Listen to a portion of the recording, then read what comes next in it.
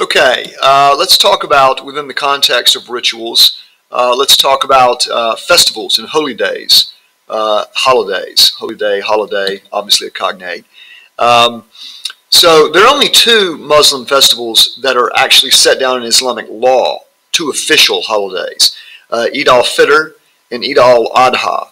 Eid, you may recall, is a word meaning festival. Eid al-Fitr is the festival of the breaking of the fast. Eid al-Adha is the festival of the sacrifice. But there are several other special days in which Muslims celebrate. Some Muslims celebrate the birthday of the Prophet, but some disapprove of celebrating it. I'll let you think about why that might be. We'll return to that subject in a minute. Um, some Muslims say that if changes were made in religious matters, it would imply that Islam was not complete when it was revealed to the Prophet Muhammad, which, of course, the key idea in Islam is that Muhammad is the seal of the prophets and the Quran is the final revelation. But different Muslims believe differently. So Eid al-Fitr, the festival of the breaking of the fast, it comes at the end of Ramadan, the month of daytime fasting. I mentioned a date there in 2021 as I record this. Eid al-Fitr starts the evening of May the 12th and ends at sundown on May the 13th. Remember that the Islamic calendar is a lunar calendar, and therefore dates move around on solar calendar. It was first celebrated in 624 by the Prophet Muhammad with his friends and relatives after the victory of the Battle of Badr. This was a major battle, you recall, between the Medinans, the Muslims, and the Meccans, the Quraysh. Muslims are not only celebrating the ending of fasting, but they're also thanking Allah for the help and strength He gave them throughout the previous month to help them practice self-control. It's a very festive, happy occasion. Everyone wears new or best clothes, decorates their homes. Some of these aspects remind me of aspects of both Christmas and Easter for Christians. These are happy times. There are special services out of doors and in mosques, processions through the streets, and of course a special celebratory meal eaten during daytime, the first daytime meal Muslims will have had in a month. It is also a time of forgiveness and making amends, and for charity. This is typically when Muslims pay the zakat, their annual payment of 2.5% of their assets, which of course is one of the pillars. Now, Eid al-Adha, the festival of sacrifice, it commemorates it's the end of the Hajj. It's a 4-day public holiday in Muslim countries, and so people at the end of the Hajj, the Hajis, they're not the only ones celebrating. It's celebrated worldwide. The Hajj follows fairly closely on the end of Ramadan. So in 2021, May 12th begins Eid al-Fitr, and July 19th begins Eid al-Adha. The festival remembers the prophet Abraham, in the Jewish tradition, his willingness to sacrifice his son when God ordered him to. Abraham's sacrifice started when God appeared in a dream to him and told him to sacrifice his son Ismail. Ibrahim and Ismail set off to Mina for the sacrifice. As they went, the devil attempted to persuade Ibrahim to disobey God and not to sacrifice his beloved son. But Ibrahim stayed true to God and drove the devil away.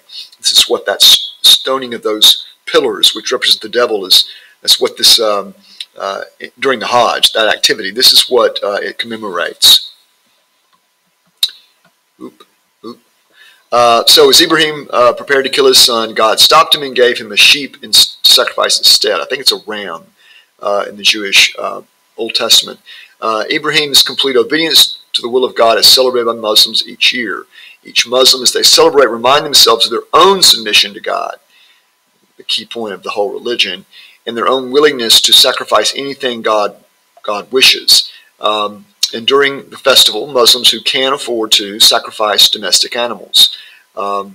Even here in the U.S., typically Muslims will get like a goat or a sheep to sacrifice. I guess depending on the regional variance of what the place they came from does.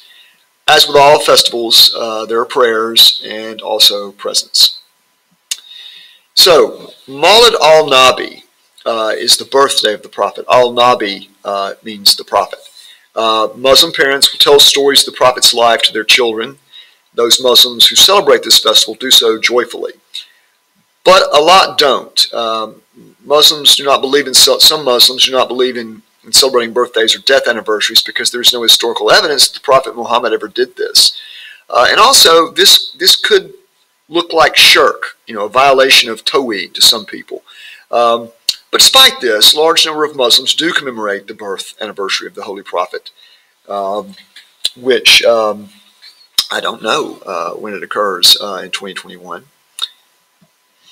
The event is marked by public gatherings of Muslims. Stories are told about different aspects of the life of the Prophet, his birth, childhood, youth, adult life.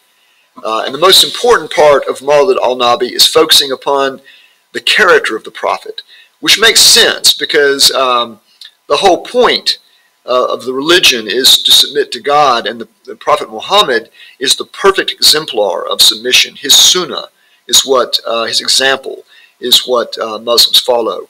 As well as recounting the Prophet's life, salutations and songs in his praise are recited. In some countries, streets and mosques are decorated and illuminated at night, but not all. Al-Hijra, which is the first of Muharram, Muharram being one of the months in the Islamic calendar, is New Year's Day. It's the first day of the month of Muharram, as I said. It marks the Hijra. The Hijra, meaning flight, is when the Prophet Muhammad moved from Mecca to Medina. His followers were oppressed in Mecca, so they fled to Medina and set up the first Islamic state. The Muslim calendar counts dates from the Hijra, not from the Nine of Power, when Muhammad received the first revelation, but from the Hijra. And that's why Muslim dates have the suffix AH, after Hijra. It's a low-key event in the Muslim world, celebrated less than the two major festivals of Eid al-Fitr and Eid al-Adha. Those are by far the biggies. Now, before I mention a few other holidays, let's do a quick reminder of the source of the split between Sunnis and Shias. Sunni Muslims believe the leader of the Ummah should be the one who best follows the Sunnah, the example of the Prophet, hence Sunni, while Shia Muslims believe it should be the literal blood heir of the Prophet. So they supported Ali. So Shia means somehow party of Ali. This blood heir is an imam, and I should have capitalized I there. It's sort of a Shia pope. He is the imam, whereas imam with a little I means local cleric, basically, in Sunni Islam. Ali, you recall, was passed over 3 times as caliph. He was, however, the last of the 4 rightly guided caliphs, Abu Bakr, and then Umar and Uthman. Maybe Abu Bakr, Uthman, and Umar, I don't remember. But he was 4th, but he was assassinated. His son Hussein, who was the grandson of Prophet Muhammad through his mother Fatima, attempted to regain the caliphate but was slain in the Battle of Karbala. Shias commemorate the Battle of Karbala. This thing's annoying me here. Oh well. Anyway, they commemorate the Battle of Karbala, and this sort of highlights their view as sort of a oppressed and disinherited minority. So there are holidays that are of specific significance to Shias.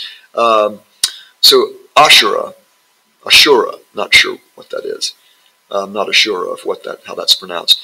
It is the 10th day of Muharram, and it's a somber holiday. It's a day of fasting for Sunni Muslims. It marks, for Sunni Muslims actually, it marks 2 historical events: the day Noah left the ark and the day that Moses was saved from the Egyptians by Allah. So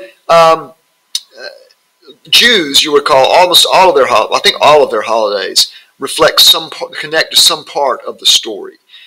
This is true to some degree in Islam as well. So it's something that Sunni Muslims,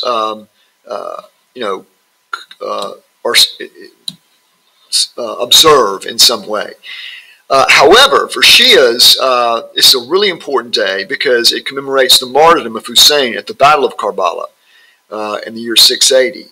And so in Shiite communities, a particularly solemn day.